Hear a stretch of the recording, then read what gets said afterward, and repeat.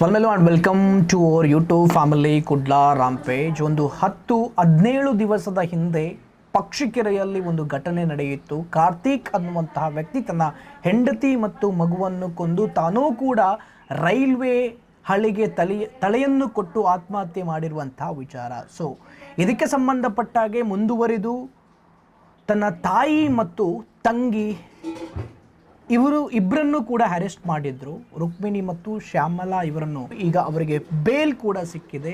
ಬೇಲ್ನ ಮುಖಾಂತರ ಹೊರಗಡೆ ಬಂದಿದ್ದಾರೆ. ಇದರ ಬಗ್ಗೆ ಮಾತಾಡೋಕೆ ನಮ್ಮ ಜೊತೆಗೆ ಕಣ್ಮಣಿಯವರ ಗಂಡ ಆಗಿರ್ತಕ್ಕಂಥ ಗುರುಪ್ರಸಾದ್ ರವರಿದ್ದಾರೆ. ಸರ್ ನಮಸ್ಕಾರ, ಕಾರ್ಯಕ್ರಮಕ್ಕೆ ಆತ್ಮೀಯ ಸ್ವಾಗತ, ಸುಸ್ವಾಗತ. ಏನು ಹೇಳ್ತೀರಾ ಸರ್ ಅಂತ ಹೇಳಿದರೆ, ಎಕ್ಸ್ಪೆಕ್ಟ್ ಮಾಡಿದ್ರ ನಿಮ್ಮ ಹೆಂಡತಿಯನ್ನು ಒಳಗಾಗ್ತಾರೆ ಪೊಲೀಸರು ಅಥವಾ ಜೈಲಿನಲ್ಲಿ ಇಡ್ತಾರೆ ಅಂಥೇಳಿ? ಯಾಕಂತ ಹೇಳಿದ್ರೆ ನಿಮ್ಮ ಹೆಂಡತಿ ಆಗಿರ್ಬೋದು ಅಥವಾ ಅವರ ತಾಯಿ ಆಗಿರ್ಬೋದು, ಇದುವರೆಗೂ ಪೊಲೀಸ್ ಸ್ಟೇಷನ್ ಅಂತ ಹೇಳಿದರೆ ಏನು, ಈ ನ್ಯಾಯಾಂಗ ಬಂಧನ ಅಂತ ಹೇಳಿದರೆ ಏನು ಅಂಥೇಳಿ ನೋಡಿದ್ದಕ್ಕೇ ಇಲ್ಲ. ಸೊ ಏನು ಹೇಳ್ತಾರೆ ಇದರ ಬಗ್ಗೆ? ಖಂಡಿತ ಇಲ್ಲ. ಆದರೆ ಇದು ಎಕ್ಸ್ಪೆಕ್ಟೇಷನ್ಗೆ ಮಿಗಿಲಾದದ್ದು. ಅಂದರೆ ಏನೋ ಶಾಕ್ ಇತ್ತು, ಅದಕ್ಕಿಂತ ಮಿಗಿಲಾದ ಶಾಕ್ ಇದು. ಆ್ಯಕ್ಚುಲಿ ಒಂದು ರೀತಿಯಲ್ಲಿ ಟ್ರ್ಯಾಪ್ ಥರ ಆಗಿತ್ತು. 2 ದಿನದಿಂದ ಅವರು ಸರಿಯಾಗಿ ಊಟ ಸಹ ಇರಲಿಲ್ಲ. ಯಾವಾಗ ಒಮ್ಮ ಶುಕ್ರವಾರ ಇದಾಕಿ ಶನಿವಾರ ಇದು ಏನೋ ಗೊತ್ತಾಯಿತು. ಭಾನುವಾರ ಇಡೀ ಇದು ಅವರ ಅಂತ್ಯ ಸಂಸ್ಕಾರ, ಅದು ಮಾರ್ಚುವರಿ ಅದರದ್ದೇ ಸಂಜೆ ಆಗಿದೆ ಮುಗಿಯುವಾಗ. ಬಂದು ಎಲ್ಲ ಆಗಿದೆ. ಏನು ಹೊಟ್ಟೆಗೂ ಏನಿಲ್ಲ. ಆ ಬೇಸರದಲ್ಲಿ ಏನು ತಿನ್ನಲಿಕ್ಕಾಗತ್ತೆ, ಏನಿಲ್ಲ. ಮರುದಿನ ಬೆಳಗ್ಗೆ ಎದ್ದು ಸ್ಟೇಷನಿಗೆ ಬರಲಿಕ್ಕೆ ಹೇಳಿದರು. ಏನೋ ಒಂದು ಸಣ್ಣ ಇದು ಹೇಳಿಕೆ ಕೊಡಲಿಕ್ಕಿದೆ ಅಂಥೇಳಿ ಅಲ್ಲಿಂದ ಹೇಳಿ ಮತ್ತೆ ಏನೋ ವಿಚಾರಣೆ ಅಂತ ಮಾಡಿದರು. ಮಧ್ಯಾಹ್ನ ನಂತರ ಬಂಧನ ಅಂತ ಹೇಳಿದರು. ನಿಜವಾಗಿ ತುಂಬ ಬೇಸರ ಆಯಿತು. ಅದರಲ್ಲಿ ಕೂಡ ಮತ್ತೆ ಹೇಳಿದರು, ಮ್ಯಾಜಿಸ್ಟ್ರೇಟ್ ಕೋರ್ಟಲ್ಲಿ ನಮಗೆ ಜಾಮೀನಾಗುತ್ತೆ, ನೀವಲ್ಲಿ ಇದು ಮಾಡಿ, ತೊಂದರೆ ಇಲ್ಲ, ಏನಾಗಲ್ಲ ಅಂತ ಹೇಳಿ ಆಯಿತು ಅಂತ ಹೇಳಿ ಅಲ್ಲಿ ಹೋಗಿ ಮ್ಯಾಜಿಸ್ಟ್ರೇಟ್ ಕೋರ್ಟಲ್ಲಿ ಹೋಗುವಾಗ ಅಲ್ಲಿ ಕೂಡ ಸಿಗಲಿಲ್ಲ ಜಾಮೀನು. ಅದು ಸೆಷನ್ಸ್ ಕೋರ್ಟಿಗೆ ಆಗಿದೆ ಅಂತಂದರೆ ಸ್ವಲ್ಪ ದೊಡ್ಡ ಕೇಸ್ ಅಂತ ಗೊತ್ತಾಯಿತು. ಯಾರನ್ನು ದೂರೋದಿಲ್ಲ ನಾನು, ಬಟ್ ಇದು ನಡೆದದ್ದು. ಹಾಕಿದ್ದಂಥ ಕೇಸ್ ಅವರಿಗೆ ಗೊತ್ತಿದೆಯೋ ಇಲ್ವೋ ಗೊತ್ತಿಲ್ಲ. ಬಟ್ ಲಾಸ್ಟಿಗೆ ಜುಡಿಷಿಯಲ್ ಕಸ್ಟಡಿ ಅಂತ ಆಯಿತು. 15 ದಿನಗಳ ಜುಡಿಷಿಯಲ್ ಕಸ್ಟಡಿ ಅಂತ ಆಯಿತು ಮಂಗಳೂರಲ್ಲಿ. ಸೊ ಅದನ್ನು ನಿಜವಾಗ್ಲೂ ಅದು ತುಂಬ ಶಾಕಿಂಗ್ ಆಗಿತ್ತು. ಕೊನೆಗೆ ಜೈಲಿಗೆ ಹೋಗೋದು ಅಂತ ಹೇಳುವಾಗ ಯಾರಿಗೂ ಬೇಸರ ಆಗುತ್ತೆ, ಯಾರಿಗೂ ನೋಡೋದವರು. ಇದು ತುಂಬ ಆ ಕ್ಷಣದಲ್ಲಿ ತುಂಬ ಡಿಪ್ರೆಸ್ ಒಳಗಾದರು. ಊಟ ಇರಲಿಲ್ಲ ಪಾಪ ಒಂದು 3 ದಿನದಿಂದ. ಅವತ್ತು ಕೂಡ ಬೆಳಗ್ಗೆ ಪೊಲೀಸ್ ಸ್ಟೇಷನ್ಗೆ ಹೋದದ್ದು, ಟಿಫಿನ್ ಸರಿಯಾಗಿರಲಿಲ್ಲ, ಮಧ್ಯಾಹ್ನ ಊಟ ಇಲ್ಲ, ಏನೂ ಇಲ್ಲ, ಹೊಟ್ಟೆಗಿಲ್ಲ, ಮೆಂಟಲ್ ಇದು ಒಂಥರ ಕಿರಿಕಿರಿ. ಅದು ಹಾಗಾಗಿ ನಾವು ಎಕ್ಸ್ಪೆಕ್ಟೇ ಮಾಡಿರಲಿಲ್ಲ. ನಿಜವಾಗ್ಲೂ ಆ ಟೈಮ್ ತುಂಬ ಡಿಪ್ರೆಸ್ ಆದರು. ಏನು ಮಾಡೋದು, ನಮ್ಮದೆಲ್ಲ ಗ್ರಾಚಾರ. ಏನು ಮಾಡಲಿಕ್ಕೆ ಬ್ಯಾಡ್ ಟೈಮ್ ಬರುವಾಗ ಹೇಗೆ ಬರ್ತದೆ ಅಂತ ಹೇಳಿ ನಮಗೆ ಎಕ್ಸ್ಪೆಕ್ಟ್ ಮಾಡಲಿಕ್ಕೆ ಆಗೋದಿಲ್ಲ. ಮೇಲಿಂದ ಮೇಲೆ ಪೆಟ್ಟು ಬೀಳ್ತಾ ಹೋಗ್ತದೆ. ಮತ್ತು ಅದರ ನಂತರ ಅನಿವಾರ್ಯವಾಗಿ ಅವರು ನಾವು ಜುಡಿಷಿಯಲ್ ಕಸ್ಟಡಿಗೆ ಹೋಗಬೇಕಾಯಿತು. ಮತ್ತು ನಾವು ಬೇಲಿಗೆ ಇದು ಮಾಡಿದ್ದು. ನ್ಯಾಯಾಲಯದ ನಮಗೆ ನಿರೀಕ್ಷೆ ಇತ್ತು, ನ್ಯಾಯಾಲಯ ಆದಷ್ಟು ಬೇಗ ನಮಗೆ ಬೇಲ್ ಕೊಡ್ತದೆ ಅಂತ ಹೇಳುವ ನಿರೀಕ್ಷೆ ಇತ್ತು. ಹಾಗೆ ಆಯಿತು. ಪುಣ್ಯಕ್ಕೆ ದೇವರ ದಯದಿಂದ ಈಗ ಬಂದಿದ್ದಾರೆ. ಮೆಂಟಲಿ ಆಗಿ ಇನ್ನೂ ಸ್ವಲ್ಪ ಅವರು ಡಿಪ್ರೆಷನಲ್ಲಿ ಇದ್ದಾರೆ. ಯಾರ ಹತ್ರ ಕೂಡ ಹೆಚ್ಚಾಗಿ ಮಾತನಾಡುವ ಸ್ಥಿತಿಯಲ್ಲಿ ಇಲ್ಲ. ಆದರೂ ಕೂಡ ಆಗಿರುವಂಥದ್ದು ಒಂದು 15 ದಿನಗಳ ಕಾಲ ಒಂದು ತುಂಬ ಕೆಟ್ಟ ದಿನಗಳನ್ನು ನಾವು ಅನುಭವಿಸಿದ್ದೇವೆ. ಇವತ್ತು ಕೂಡ ಏನಿದೆ ಅವರ ಅಸ್ಥಿ ವಿಸರ್ಜನೆಯನ್ನು ಒಂದು ಶಾಸ್ತ್ರೋಕ್ತವಾಗಿಯೇ ಮಾಡಿ ಬಂದವರು ನಾವು. ಏನೇ ಆಗಲಿ ಆಗಿದೆ. ಉತ್ತರ ಕ್ರಿಯೆಯನ್ನು ನೀವು ಸರಿಯಾಗಿ ನಮ್ಮ ಕಡೆಯಿಂದ ಮಾಡಲಿಕ್ಕೆ ಆಗಲಿಲ್ಲ. ಬೆಂಗಳೂರಲ್ಲಿ ಕುಟುಂಬಸ್ಥರು ಮಾಡಿರುವಂಥದ್ದು, ಅಂದರೆ ನಮ್ಮ ಮಾವನ ಕುಟುಂಬಸ್ಥರು. ಆ್ಯಕ್ಚುಲಿ ನಮ್ಮ ಕುಟುಂಬ, ನನಗೆ ಕುಟುಂಬ ಆಗೋದಿಲ್ಲ, ನಾನು ಹೆಣ್ಣಲ್ವಾ, ಮಗಳು ಬೇರೆ ನಮ್ಮ ಕುಟುಂಬಕ್ಕೆ ಸೇರ್ತಾರೆ. ಮಾವನ ಕುಟುಂಬ ಬೆಂಗಳೂರಲ್ಲಿ ಉತ್ತರ ಕ್ರಿಯೆಯನ್ನು ಮಾಡಿರುವಂಥದ್ದು. ಅದಾಗಿದೆ, ಮಾಡಿದ್ದಾರೆ ಅವರು. ಸಾಧಾರಣ ತಕ್ಕ ಮಟ್ಟಿಗೆ ಮಾಡಿದ್ದಾರೆ, ಮಾಡಲಿಕ್ಕೆ ಹೇಳಿದ್ದು ನಾನು. ಯಾಕೆಂದರೆ ಇಲ್ಲಿ ಅತ್ತೆ ಒಳಗಿದ್ದಾರೆ. ಮಾವನಿಗೆ ಏನೂ ಕೊಡೋದಿಲ್ಲ ಈ ಸಮಯದಲ್ಲಿ. ಅವರಿಗೆ ಯಾವುದು ಅಂತ ಮಾಡೋದು ಬೇಡ ಅನ್ನೋರ ಹತ್ರ ಹೇಳಿ ಮಾಡ್ತೀವಿ. ಮತ್ತು ಇವತ್ತು ಆ ಒಂದು ಅಸ್ಥಿ ಇತ್ತು, ಒಂದು 3 ಟನ್ ಅಸ್ಥಿಯನ್ನು ನಾವು ತೆಗೆದಿಟ್ಟಿದ್ದೇವೆ. ಅದನ್ನು ಕೊಂಡೋಗಿ ಅದಕ್ಕೆ ಏನಾದ್ರು ಮಾಡಬೇಕು ಎಲ್ಲವನ್ನು ಮಾಡಿ ಒಂದು ಇದರಲ್ಲಿ ಹೆಜ್ಜೆ ಮಾಡಿ ಸಮುದ್ರ ಬದಿಯಲ್ಲಿ ಮಾಡಿ ಮುಗಿಸಿಕೊಂಡು ಬಂದ. ಇವರು ಏನು ಹೇಳ್ತಾರೆ ಸರ್ ಅಂತ ಹೇಳಿದ್ರೆ, ಕಣ್ಮಣಿ ಮತ್ತು ಅವರ ತಾಯಿ ಏನು ಹೇಳಿದ್ರು ನಿಮ್ಮ ಹತ್ರ ಬಂದು ಬಿಡುಗಡೆ ಆದ ತಕ್ಷಣ?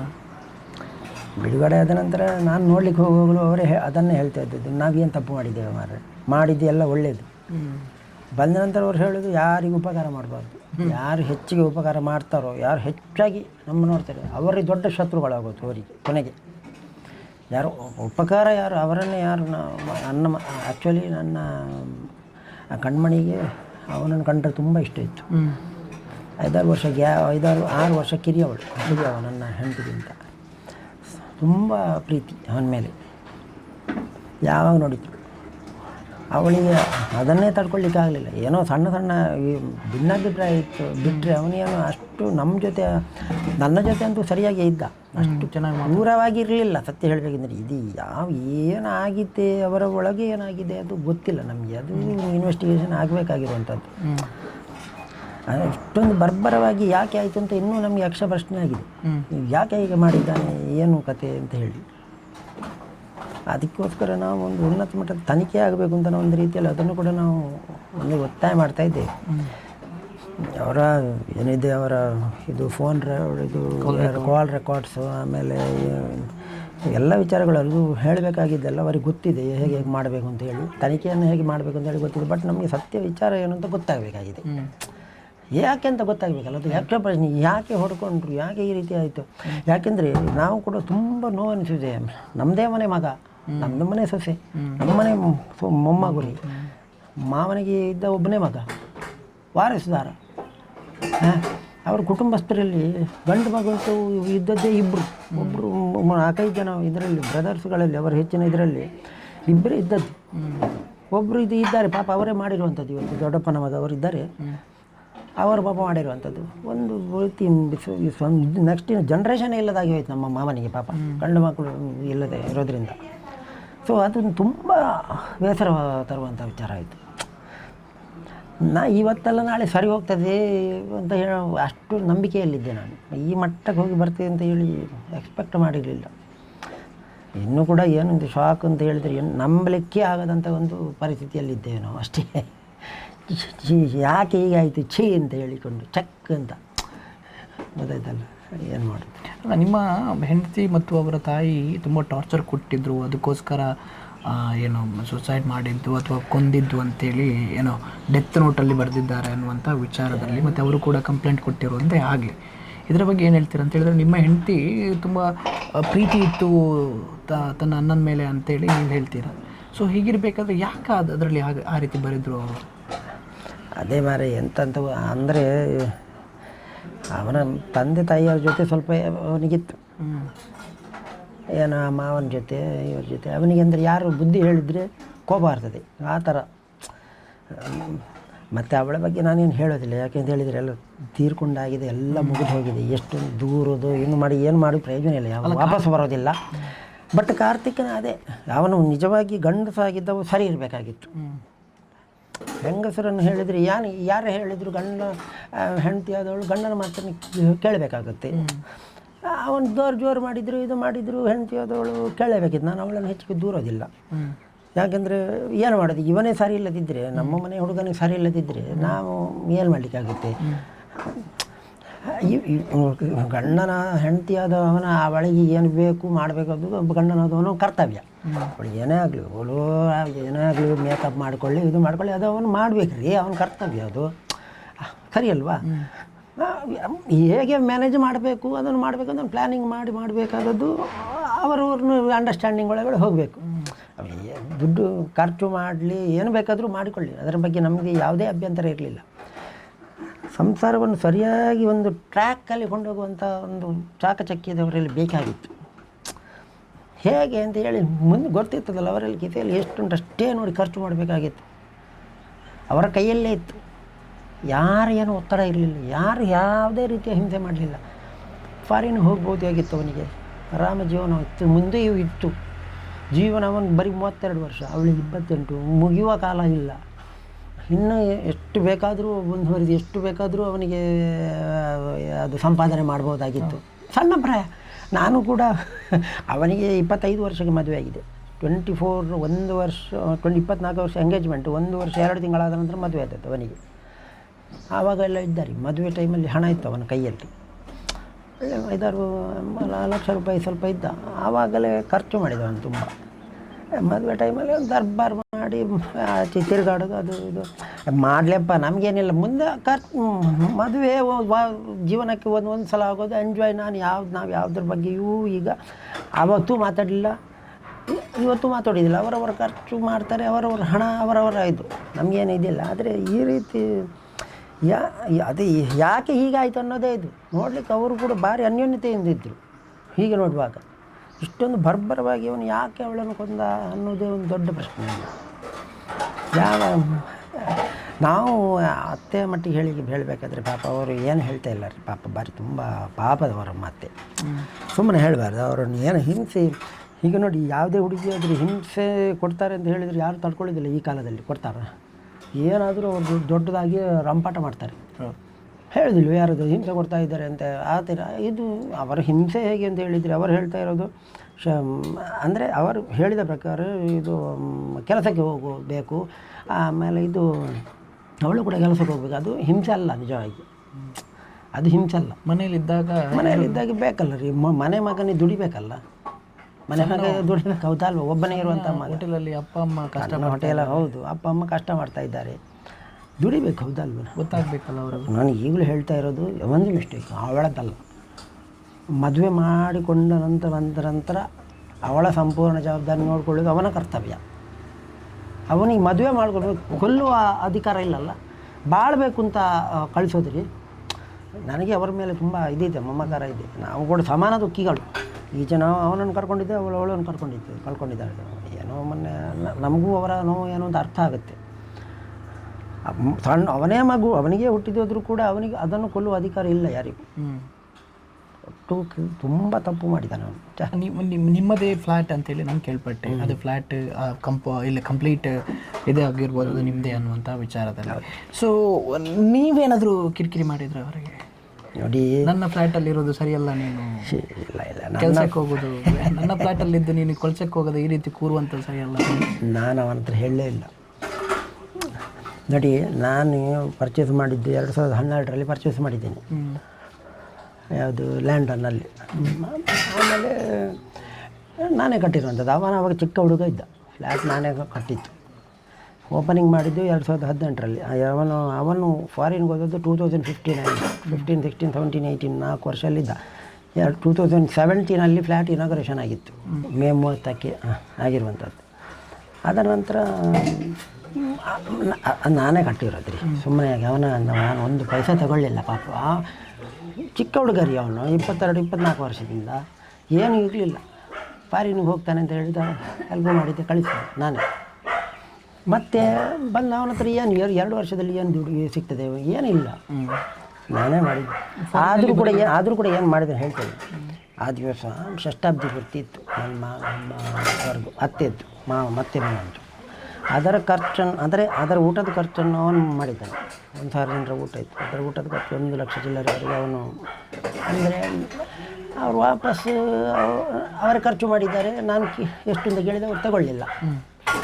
ಹಾಗೆ ಇರಲಿ, ಒಂದೇ ಸಂಸಾರ ಅಲ್ಲ, ಒಂದು ಫ್ಯಾಮಿಲಿ ಎಲ್ಲ ಇರಲಿ ಬಾವ ಅಂತ ಹೇಳಿದ್ದೆ. ಅಷ್ಟು ಬಿಟ್ಟರೆ ನಾನು ಅವನಿಂದ 1 ರೂಪಾಯಿ ತಗೊಳ್ಳಿಲ್ಲ ಫ್ಲ್ಯಾಟಿಗೆ ಅಂತ ಹೇಳಿ. ಅವನು ಇದ್ದ. ಮತ್ತು ನಾನು ಅದು ಕಿರಿಕಿರಿ ಆಗುತ್ತೆ. ನಾನು ಮೊದಲೇ ಹೇಳಿದ್ದೇನೆ, ಅಂದರೆ ನನ್ನ ಹೆಸರಲ್ಲೇ ಇರ್ತದೆ ಅಂತ ಹೇಳಿದ್ದೇನೆ ನನ್ನ ಮಾವನ ಹತ್ರ ಫಸ್ಟಿಗೆ. ಯಾಕಂದರೆ ಅದರಲ್ಲಿ 2 ಜನ ಇದು ಯಾವುದು ಓನರ್ಸ್ ಇದ್ದರೆ ಯಾವತ್ತೂ ಕಿಕ್ಕಿರಿ ಒಂದು ಇದಕ್ಕಿದ್ದರೆ. ಹೌದು, ಅದಕ್ಕೆ ನಾನೇ ಇದು ಮಾಡಿ. ಆಮೇಲೆ ಒಂದು ಮನೆಯನ್ನು ನಾನು ಕೊಟ್ಟದ್ದು ಅವರಿಗೆ. ಮಾವನಿಗೆ ಮನೆ ಇರಲಿಲ್ಲ. ಅವರ ಹಳೆ ಹೋಟೆಲ್ ಉಂಟಲ್ಲ ಕಾರ್ತಿಕ್ ಅಂತ, ಅದರಲ್ಲಿದ್ದದ್ದು. ಅದರಲ್ಲೇ ಇದ್ದದ್ದು ಅವರು ಎಲ್ಲ ಮಲಗಿ, ಅದರಲ್ಲೇ 15-20 ವರ್ಷ ಅದರಲ್ಲೇ ಇದ್ದದ್ದು. ಮನೆ ಥರ ಇರಲಿಲ್ಲ, ತುಂಬ ಬಡತನದಲ್ಲಿದ್ದರು ಪಾಪ. ಕಾರ್ತಿಕ್ ಕೂಡ ಅದರಲ್ಲೇ ಇದ್ದದ್ದು. ಕಾರ್ತಿಕ್ ಅವನು ಸಾಧಾರಣ ಮದುವೆ ಆಗುವವರೆಗೂ ಅದರಲ್ಲೇ ಇದ್ದದ್ದು, ಹೋಟೆಲಲ್ಲಿ. ಮತ್ತೆ ನನ್ನ ಹೆಂಡತಿ ಮದುವೆ ಆಗಲು ಅದೇ ಹೋಟೆಲಲ್ಲಿ ಇದ್ದದ್ದು. ಅವರು ಒಂದು ಸಣ್ಣ ಚಿಕ್ಕ ರೂಮ್ ಉಂಟು, ಅದರಲ್ಲಿ ಇದ್ದದ್ದು ಅವರು. ನನ್ನ ಹೆಂಡತಿ ನಾನು ಮದುವೆ ಆಗುವಾಗ ಪಾಪ ಹೇಳುವಂಥದ್ದವಳು ನನ್ನ ಹತ್ರ ಕಂಡೀಷನ್ ಹಾಕಿದ್ದು, ಪರ್ಸನಲ್ ನನ್ನ ವಿಷಯ ಆದರೂ ನಾನು ಹೇಳೋದು. ಕಂಡೀಷನ್ ಏನು ಹೇಳಿದರೆ, ನನ್ನ ತಂದೆ ತಾಯಿಯನ್ನು ಒಳ್ಳೆ ನೋಡ್ಕೊಳ್ಬೇಕು ಅಂತೇಳಿ ಅಷ್ಟೇ ಇದ್ದಾರೆ. ಅವನು ಚಿಕ್ಕವನು, ಅವರನ್ನೊಂದು ನೋಡ್ಕೊಳ್ಬೇಕು, ನೀವು ಏನು ಇದು ಮಾಡಬಾರ್ದು, ಅವರನ್ನು ಚೆಂದ ನೋಡ್ಕೊಳ್ಬೇಕು ಅಂತ ಅವಳು ಕಂಡೀಷನ್ ಆಗಿ ಸರಿ ಅಂತ ನಾನು ಒಪ್ಪಿದ್ದೆ. ಮತ್ತು ಬಂದ ನಂತರ ಅವಳು ಹೆಲ್ಪ್ ಮಾಡ್ತಾಯಿದ್ಲು, ನಾನೇನು ಇದು ಮಾಡ್ತಿದ್ದಿಲ್ಲ. ಪಾಪ ಅವರು ಯಾಕೆ ಅವಳ ತಂದೆ ತಾಯಿ ನನ್ನ ತಂದೆ ತಾಯಿ ಎಲ್ಲ ಒಂದೇ, ನನ್ನ ತಂದೆ ತಾಯಿ ಕೂಡ ಅದಕ್ಕೆ ಆಕ್ಷೇಪಣೆ ಇರಲಿಲ್ಲ. ಅವರು ಕೂಡ ಇಲ್ಲ, ತೀರೋಗಿದ್ದಾರೆ. ನನ್ನಮ್ಮ ಕೂಡ ಯಾವುದೇ ಆಕ್ಷೇಪಣೆ ಇರಲಿಲ್ಲ. ಅವರವರು ಒಳ್ಳೆ ಇದರಲ್ಲಿದ್ದರು. ನನ್ನ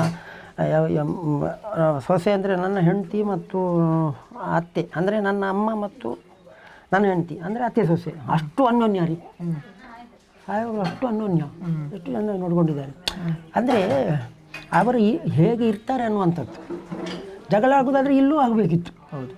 ನಾವಿಲ್ಲಿ 5 ಜನ, ನಮ್ಮ ಅಮ್ಮನಿಗೆ 5 ಜನ ಸೊಸೆ ಅಂದರು. ಯಾರ ಹತ್ರನೂ ಗಲಾಟೆ ಇರಲಿಲ್ಲ ಅಮ್ಮನಿಗೆ. 5 ಜನರನ್ನು ಅಷ್ಟೇ ಕಂಟ್ರೋಲಲ್ಲಿ ಇಟ್ಕೊಳ್ತಾ ಇದ್ದರು. ಅಷ್ಟು ಜನರಿಗೂ ಪ್ರೀತಿ ಇತ್ತು. ಒಂದೇ ಮನೆಯಲ್ಲಿದ್ದದ್ದು. ಅತ್ತೆ ಸೊಸೆಯರು ಯಾವತ್ತೂ ಗಲಾಟೆ ಆಗಿರಲಿಲ್ಲ. ಚಿಕ್ಕ ಇದು ಬಿಟ್ಟರೆ ದೊಡ್ಡ ಆಗಲಿಕ್ಕೆ ಬಿಡ್ತಾ ಇರಲಿಲ್ಲ ಅವರು. 5 ಜನರನ್ನು ಅವರು ಇದು ಮಾಡಿದ್ದಾರೆ. ಇದು ಇಲ್ಲಿ ಒಬ್ಬರೊಬ್ಬರಿಗೆ ಈಗಿನ ಕಾಲದಲ್ಲಿ ಆಗೋದಿಲ್ಲ. ಏನು ಮಾಡ್ತೀವಿ? ಅವನ ಕೈಯಿಂದ ನಾನೇನು 1 ರೂಪಾಯಿ ತಗೊಳ್ಳಿಲ್ಲ. ಪ್ಲಸ್ ನನ್ನ ಮದುವೆ ಖರ್ಚಿಗೆ, ರಿಸೆಪ್ಷನ್ ಖರ್ಚು, ಹಾಲಿದು ಖರ್ಚು ಎಲ್ಲ ನಾನು ಸೆಟ್ಲ್ ಮಾಡಿದ್ದು. ಲಾಸ್ಟಿಗೆ ನಾನು ಕೇಳಿದೆ ಅವನು ಕೊಡಬೇಕಂತೆ. ನಾನು ಬೇಡ ಅಂತ ಹೇಳಿದೆ. ಇರಲಿ ಮರ, ನನ್ನ ಲೆಕ್ಕದಲ್ಲಿ ಇರಲಿ, ಮತ್ತು ನೋಡುವ 1.5 ಲಕ್ಷ ಚಿಲ್ಲರೆ ಆಗಿತ್ತು. ಇದರಲ್ಲಿ ಪುನರ್ವರ್ತಿ ದೇವಸ್ಥಾನದಲ್ಲಿ ಅದು ನಾನೇ ಮಾಡಿದ್ದು. ಒಳ್ಳೆ ರೀತಿ ಇತ್ತು ರೀ. ಮದುವೆ ಆಗುವಾಗ ಒಳ್ಳೆಯದರಲ್ಲಿ ಎಲ್ಲ ಹೋಗ್ತಾಯಿತ್ತು.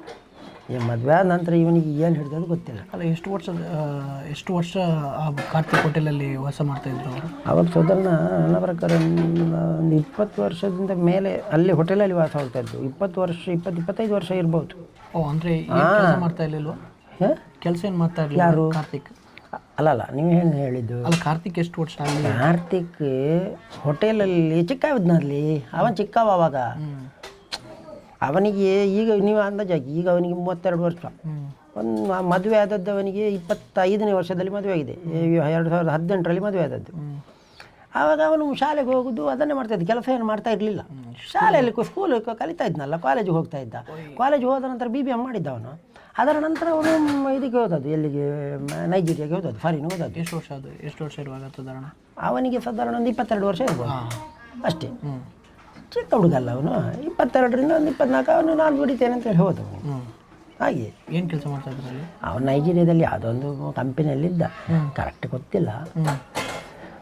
ಇತ್ತು ಸಾಧಾರಣ ಸಂಬಳ ಇತ್ತು, ಒಂದು 50,000ವರೆಗೆ ಇತ್ತಾನ ತಿಂಗಳಿಗೆ ಅಷ್ಟೇ. ಇದು ಎಷ್ಟು ವರ್ಷ ಇದರಲ್ಲಿ? ಅವನೊಂದು ಸಾಧಾರಣ ಅಲ್ಲಿ ಒಂದು ನೋಡಿ 1-2 ವರ್ಷ ಇದ್ದ.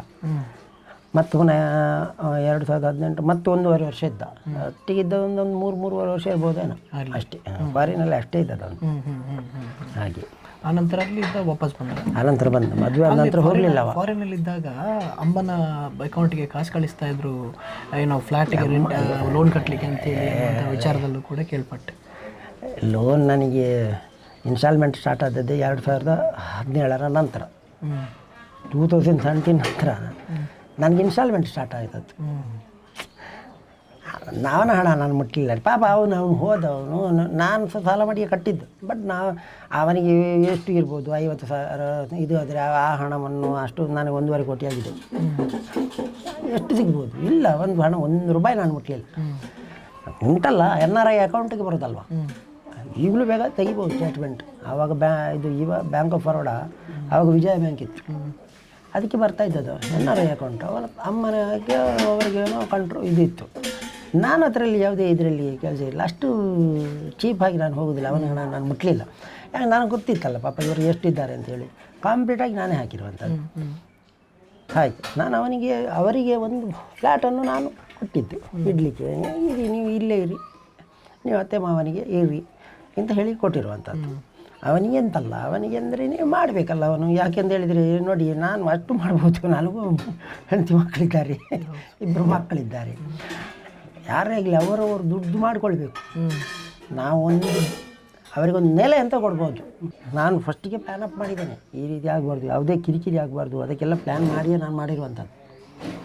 ಆದರೂ ಕೂಡ ಮನೆಯಲ್ಲಿದ್ದದ್ರಿಂದ ನಾನೇನು ಕಿರಿಕಿರಿ ಮಾಡಲಿಲ್ಲ. ಹೋಗು ಅಂತ ಹೇಳಿದರೆ ಅವತ್ತೇ ಹೇಳ್ಬೋದಲ್ಲ ನಾನು. ಅವನನ್ನು ಗುತ್ತಿಗೆ ಹಿಡಿದು ಹೊರಗಾಗೋದು ದೊಡ್ಡ ಕೆಲಸವ ನನಗೆ. ಆಗಲಿಲ್ಲ. ನಾನು ಹಾಕಿದ್ರೆ ಒಮ್ಮೆ ಹೇಳಿದರೆ ಹೋಯ್ತು ರೀ, ರಿಲೇಷನ್ಶಿಪ್ ಹೋಯಿತು. ಈಗ ನಾನು ಹೇಳ್ಬೋದು, ಹೇಳಿದರೆ ಕಟ್ಟಾಯ್ತು ಅಲ್ಲಿಗೆ, ರಿಲೇಷನ್ಶಿಪ್ ಹೋಯ್ತು. ಮತ್ತೆ ಬೇಕಿದ್ರೆ ಹೇಳಿ ಬರ್ತಾನೆ, ನನ್ನ ಮುಖ ನೋಡ್ತಾನೆ. ಹಾಗಂತ ಹೇಳಿಲ್ಲ ನಾವು, ಯಾರು ಕೂಡ ಹೇಳಿಲ್ಲ. ಮನೆ ಬಿಟ್ಟು ಹೋಗುಂದೆ ಒಂದೇ ದಿನ ಯಾವುದೂ ಹೇಳಿಲ್ಲ ನಾವು. ಯಾಕೆ ಗೊತ್ತಿತ್ತಲ್ಲ, ಮನೆ ಮಗ ಅಲ್ವ ನಾನು ಯಾವ ಬಾಯಿಂದ ಹೇಳಿದ್ರಿ ಮನೆ ಬಿಟ್ಟು ಹೋಗು ಅಂತ ಹೇಳಿ. ಯಾಕೆ ಹೇಳ್ಬೇಕು ನಾವು? ಆನಂತರ ನೈಜೀರಿಯಾದಿಂದ ಬಂದು ಇಲ್ಲಿ ನೈಜೀರಿಯಾ ಮದುವೆ ಆಗೋದಕ್ಕಿಂತ ನೈಜೀರಿಯಾ ಬಿಟ್ಟು ಬಂದ 2018ರಲ್ಲಿ ನವೆಂಬರ್ 14ರಲ್ಲಿ ಅವನಿಗೆ ಮದುವೆ ಆದದ್ದು. ಓಕೆ. ಮತ್ತೆ ಬಂದವನು ಹೋಗಲಿಲ್ಲ. ಅವನಿಗೆ ಅವಾಗ ಅವನ ಕೈಯಲ್ಲಿ ಹಣ ಇತ್ತು. ಬಂದದ್ದು ಯಾವಾಗ, ಯಾವ ವಿಷಯಕ್ಕೆ? ಮದುವೆಗೆ. ಅಲ್ಲ, 2018ರಲ್ಲಿ. 2018 ನವೆಂಬರ್ 14 ಅವನ ಮದುವೆ ಆದದ್ದು. ಬಂದದ್ದು ಯಾವಾಗ ಬಂದದ್ದು? ಅದಕ್ಕೆ 1 ತಿಂಗಳಿಗಿಂತ ಮುಂಚೆ ಬಂದಿದ್ದಾನೆ, ಗೊತ್ತಾಯ್ತಾ. ಮತ್ತು ಸ್ವಲ್ಪ ಅವನ ಎಂಗೇಜ್ಮೆಂಟ್ ಆದದ್ದು 2017ರಲ್ಲಿ. ಅವಾಗ ಒಂದು 3 ತಿಂಗಳು ಇಲ್ಲೇ ಇದ್ದ, ಹೋಗಲಿಲ್ಲ ಅವನು. ಎಂಗೇಜ್ಮೆಂಟ್ ಆಗಿ 1 ವರ್ಷ 2 ತಿಂಗಳಾದ ನಂತರ ಮದುವೆ ಆಗಿರುವಂಥದ್ದು. ಟೈಮ್ ತಗೊಂಡಿದ್ದ. ಅಂದರೆ ನನ್ನ ಹತ್ರ ಇದಿಲ್ಲ, ನಾನು ಸ್ವಲ್ಪ ಬರ್ತೇನೆ ಅಂತ ಅವಳು ಒಪ್ಪಿದ್ಲು. ಹಾಗೆ ಒಳ್ಳೆ ಇದ್ದಿದ್ರಿ. ಅವಾಗೆಲ್ಲ ಒಳ್ಳೆ ರೀತಿಯಲ್ಲಿ ಎಲ್ಲ ಮದುವೆ ಟೈಮ್ಸ್ ಎಲ್ಲ ರೋಜೆಲ್ಲ ಆಗಿತ್ತು. ಆ ಖುಷಿಯ ದಿನಗಳನ್ನು ನೆನೆಸುವಾಗ ಈಗ ಕಣ್ಣೀರು ಬರ್ತದೆ. ಹೇಗಿದ್ದದು ಹೇಗಾಯ್ತಲ್ಲ ಅಂತೇಳಿ ಅಷ್ಟೇ. ತುಂಬ ಒಳ್ಳೆ ಖುಷಿಯಲ್ಲಿತ್ತು. ನಮ್ಮಲ್ಲಿ ಒಬ್ಬರು ವಿಡಿಯೋಗ್ರಾಫರ್ ಇದ್ದಾರೆ, ಮೋಸ್ಟ್ಲಿ ಅವರೇ ಶೂಟ್ ಮಾಡಿದ್ದದನ್ನು ಮದುವೆ ವಿಡಿಯೋ. ಹೌದು. ಸೊ ಅವರು ಹೇಳ್ತಾ ಇದ್ರು ತುಂಬ ಚೆನ್ನಾಗಿದ್ರು, ತುಂಬ ಅಲ್ಲಿ ಖುಷಿಯಾಗಿದ್ರು. ಮಾರ ಈಗಕ್ಕೆ ಈ ಥರ ಅವನದು ಇದೆ, ನನ್ನ ಪೆಂಡ್ರೈವ್ ಈಗಲೂ ಇದೆ, ಮದುವೆದು ವಿಡಿಯೋ ಇದೆ ಈಗಲೂ. ಒಮ್ಮೊಮ್ಮೆ ನೋಡ್ತೀವಿ. ಹೀಗೆ ನನಗೆ ಈಗ ನೋಡಲಿಲ್ಲ, ಆದರೆ ಅದನ್ನು ಎಣಿಸುವಾಗ ನನ್ನದೇ ಕಾರಲ್ಲಿ ಡೆಕೋರೇಷನ್ ಯಾವುದು ಮದುವೆ ಡೆಕೋರೇಷನ್ ಮಾಡಿಕೊಂಡು ಹೋದದ್ದು. ಇದರಲ್ಲಿ ಎಲ್ಲ ಅಲ್ಲಿ ದುಡಿದಂಥ ಹಣವನ್ನು ದುಡಿದ ಹಣ ಅವನ ಹತ್ರ ಇತ್ತು, ನಾನೇನು ತಗೊಳ್ಳಿಲ್ಲ. ಅವನ ಹತ್ರ ಅವನ ಫುಲ್ ಮದುವೆಗೆ ಖರ್ಚು ಮಾಡಿದರೆ, ಮದುವೆಗೆ ಖರ್ಚು ಅವನು ಸ್ವಲ್ಪ ಗೋಲ್ಡ್ ತಗೊಂಡಿದ್ದ ಅವಳಿಗೆ ಸ್ವಲ್ಪ ಗೋಲ್ಡ್ ಮಾಡಿದ್ದಾನೆ. ಮತ್ತು ಅದು ಇದು ಅಂತ ಹೇಳಿ ಸ್ವಲ್ಪ ಮದುವೆಗೆ ಅವನು ಸ್ವಲ್ಪ ಖರ್ಚು ಮಾಡಿದ್ದಾನೆ, ಇಲ್ಲ ಅಂತಿಲ್ಲ. ಮದುವೆ ಖರ್ಚು ಅಂತ ಹೇಳಿ ಇರ್ತದಲ್ಲ, ಸೀರೆ ತಗೊಂಡಿರಬೇಕು ಅವನು, ಅದೆಲ್ಲ ಅವನೇ ತಗೊಂಡಿರುವಂಥದ್ದು. ಮತ್ತು ಇದು ನಾನು ಮಾಡಿದ್ದೆ, ಅದು ಚಿನ್ನದ್ದು ಅವಳಿಗೆ ಮಾಂಗಲ್ಯ ಸರ ಇದೆ, ಅವು ಇವಳು ಕೊಟ್ಟದ್ದು, ನನ್ನ ಮಿಸಸ್ ಕಣ್ಮಣಿ ಕೊಟ್ಟದ್ದು. ಅವಳ ಇದರಲ್ಲಿ ಇರಲಿ ಅಂತ ಹೇಳಿ ಮಾಂಗಲ್ಯ ಸರ ನಮ್ಮ ಒಳ್ಳೆಯ ರೀತಿಯಲ್ಲಿದೆ. ಮತ್ತು ಇದು ನಾನು ಅಷ್ಟು ಸುಧಾರಿಸಿದೆ ನೋಡಿ. ಚಿಕ್ಕ ಹುಡುಗಲ್ಲ ರೀ, ನಮ್ಮದೇ ಮನೆ ಹುಡುಗ. ನಾವೇನು ಪುನಃ ದೇವರ ದೇಹದಲ್ಲಿ ನಾನು ಸ್ವಲ್ಪ ಇದ್ದೇನೆ. ನಮಗೇನು ಅಷ್ಟು ಏನು ಇದ್ದಿಲ್ಲ, ಅವರನ್ನು ಮಾಡಿಕೊಳ್ಳುವಷ್ಟು ನಮಗೆ ಇದು ಇತ್ತು. ಮದುವೆ ಆದಮೇಲೆ ಆ ದುಡ್ಡನ್ನು ತಿರುಗಾಟಕ್ಕೆ ಖರ್ಚು ಮಾಡಿದ್ರು. ಮದುವೆ ತಿರುಗಾಡುದು ಅದು ಇದೆಲ್ಲ ಖರ್ಚು ಮಾಡಿದ್ದಾನೆ ಎಲ್ಲ. ಎಲ್ಲಿ ಹನಿಮೂನಿಗೆಲ್ಲ ಹೋಗಿದ್ದಾನೆ, ನಾರ್ತ್ ಇಂಡಿಯಾ ಮತ್ತು ನ್ಯೂಟ್ ಅದು ಇಷ್ಟೆಲ್ಲ ಹೋಗಿದ್ದಾನೆ ಕಾಣಬೇಕು. ಹೋಗಿದ್ದಾನೆ, ಹೋಗ್ತಾ ಇದ್ದ. ಅದೆಲ್ಲ ಅವತ್ತೆಲ್ಲ ಯಾರು ನೆನಪಿಟ್ಕೊಳ್ತಾರೆ ರೀ, ಎಲ್ಲೆಲ್ಲಿ ಹೋಗಿದ್ದಾನೆ ಅಂತ ಅವರಿಗೆ ಗೊತ್ತಲ್ಲ. ನಂತರ ಮದುವೆ ಆದ ನಂತರ ಯಾವುದೇ ಕೆಲಸ ಮಾಡಲಿಲ್ವಾ? ಮದುವೆ ಆದ ನಂತರ ಕೆಲಸ ಮಾಡಿದ್ದಾನೆ, ಇಲ್ಲ ಅಂತಲ್ಲ. ಮದುವೆ ಆದ ನಂತರ ಇಲ್ಲಿ ಹೋಗಿದ್ದ, ಇಲ್ಲಿ ಶಾರದಾ ವಿದ್ಯಾಲಯದಲ್ಲಿದ್ದ. ಸ್ವಲ್ಪ ಸಮಯ ಇದ್ದ ಅಲ್ಲಿ, ಅಲ್ಲ ಇದರಲ್ಲಿ ತಳಪಾಡಿ ಹತ್ರ ಕಾಲೇಜ್ ಅಂತ ಅದರಲ್ಲಿದ್ದ. ಅದರ ನಂತರ ಏನು ಮಾಡಿದ ಗೊತ್ತುಂಟಾ? ಅದರಲ್ಲಿ ಏನು ವರ್ಕ್ ಮಾಡ್ತಾ ಏನೋ ಒಂದು ವರ್ಕ್ ಮಾಡ್ತಾ ಇದ್ದ, ಅದು ಬೇಡ, ಈಗ ವರ್ಕ್ ಮಾಡ್ತಾ ಇದ್ದ. ಮತ್ತು ಅವನು ಒಂದು ಮಾಡಿದ್ದಾನೆ. ಅವಳು ಫಸ್ಟಿನ ಗರ್ಭಿಣಿ ಆದರು, ಆವಾಗ ಅವಳ ಹೆರಿಗೆಗೆ ಅಲ್ಲಿಗೆ ಹೋದ್ಲು, ಇಲ್ಲಿಗೆ ಶಿವಮೊಗ್ಗಕ್ಕೆ. ಇವನು ಅಲ್ಲಿ ಹೋಗಿ ಕೆಲಸ ಮಾಡಿದ್ದಾನೆ, ಅಲ್ಲಿದ್ದ. ನಮ್ಮ ಇಲ್ಲೇ ಇದ್ದದಲ್ಲವ, ಶಿವಮೊಗ್ಗದಲ್ಲಿ ಹೋಗಿ ಅವರ ಜೊತೆ ಅತ್ತೆ ಮಾವನ ಜೊತೆ ಅಲ್ಲಿ ಏನೋ ಒಂದು ಕೆಲಸ ಮಾಡಿದ್ದ, ಒಂದು ಕಂಪನಿಯಲ್ಲಿ. ಅಲ್ಲಿ ಸಹ ಕೆಲಸಕ್ಕಿದ್ದ. 1 ವರ್ಷನೋ 2 ವರ್ಷನೋ 1.5 ವರ್ಷನೋ ಅಲ್ಲಿ ಕೆಲಸ ಮಾಡಿದ್ದವನು. ಅಲ್ಲಿ ಕೆಲಸ ಅಲ್ಲಿ ಏನು ಎಲ್ಲಿ ಕೆಲಸ ಅದು ಒಂದು ಕರೆಕ್ಟ್ ಗೊತ್ತಿಲ್ಲ ನನಗೆ, ಬಟ್ ಅಲ್ಲಿ ಕೂಡ ಕೆಲಸ ಮಾಡಿದ್ದಾನೆ. ಇಲ್ಲಿ ಬಿಟ್ಟು ಹೋಗಿ ಅಂದರೆ ಅವಳು ಅಲ್ಲಿ ಇದ್ಲಲ್ಲ, ಇವನು ಅಲ್ಲಿ ಯಾಕೆ ಅಂತೇಳಿ ಇವನು ಅಲ್ಲಿ ಹೋಗಿ ಶಿಫ್ಟ್ ಆಗಿ ಅಲ್ಲೇ ಒಂದು ಕಂಪನಿಯಲ್ಲಿ ಅಲ್ಲಿ ಕೆಲಸ ಮಾಡಿದ್ದ. ಮತ್ತು 2 ವರ್ಷ ಆದ ನಂತರ ಅಲ್ಲಿ ಪುನಃ ವಾಪಸ್ ಬಂದ. ಸರಿ, ಮಾವನಿಗೆ ಹುಷಾರಿರಲಿಲ್ಲ ಅಂತ ಹೇಳುವಾಗ ಅವರಿಗೆ ಸ್ವಲ್ಪ ಡಯಾಬಿಟಿಸ್ ಜಾಸ್ತಿಯಾಗಿ ಅವನು ಒಂಚೂರು ಆಪ್ರೇಷನ್ ಎಲ್ಲ ಮಾಡಲಿಕ್ಕೆ ಬಂದ. ಅವಾಗ ಬಂದವ, ನೋಡಲಿಕ್ಕೆ ಬಂದವ ಹೀಗೆ ಏನೋ ಅತ್ತೆ ಹೇಳಿದರು, ಕಣ್ಮನೆ ಇಲ್ಲೇ ಇರ್ಲಿಕ್ಕೆ ಆಗೋದಿಲ್ವ ಮಾರಾಯ ನಿನಗೆ, ಅವರಿಗೆ ಹುಷಾರಿಲ್ಲ ಅಂತ ನಮ್ಮ ಅತ್ತೆ ಹೇಳಿದರು. ಹಾಗೆ ಸರಿ ಇಲ್ಲೇ ಕೂತ್ಕೊಳ್ತೇನೆ ಅಂತ ಹೇಳಿದ. ನಾನು ಇಲ್ಲೇ ಪೂರ ವಾಪಸ್ ರಿಟರ್ನ್ ಇಲ್ಲಿ ಬಂದದ್ದು. ಯಾವಾಗ ಇದು 2022ಕ್ಕೆ. ಮತ್ತು ನನ್ನ ಮಗನ ಉಪನಯನ ಇತ್ತು ಇಲ್ಲಿ 2022ರಲ್ಲಿ. ಆವಾಗ ಇಬ್ಬರು ಬಂದು ಒಳ್ಳೆ ಸುಧಾರಿಸಿದ್ದಾರೆ, ಒಳ್ಳೆ ಇತ್ತು ರಿಲೇಷನ್ಶಿಪ್. ಆಗೋದು ಈಗಲೂ ಇದೆ, ಫೋಟೋ ಇದೆ. ಅವನು ಸಹ ಒಳ್ಳೆ ಇದು ಮಾಡಿದರೆ, ಎಲ್ಲ ಚೆಂದ ಇತ್ತು.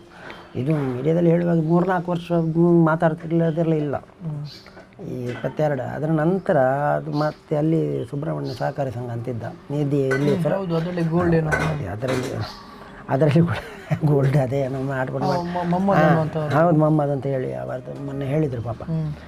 ಅದನ್ನು ಬಿಟ್ಟಿದ್ದಾನೆ. ಅದಕ್ಕೆ ಕೆಲಸ ಬಿಟ್ಟದ್ದು ಕೂಡ ನನಗೆ ಗೊತ್ತಿಲ್ಲ. ಮತ್ತು ಎಲ್ಲಿಯೋ ಬೇರೆ ಕಡೆ ಸೇರಿದ್ದಾನೆ ಅದು ಒಂದು ಕಡೆ ನಿಲ್ತಾ ಇರಲಿಲ್ಲ ಒಂದು ಸಮಸ್ಯೆ ಅದು.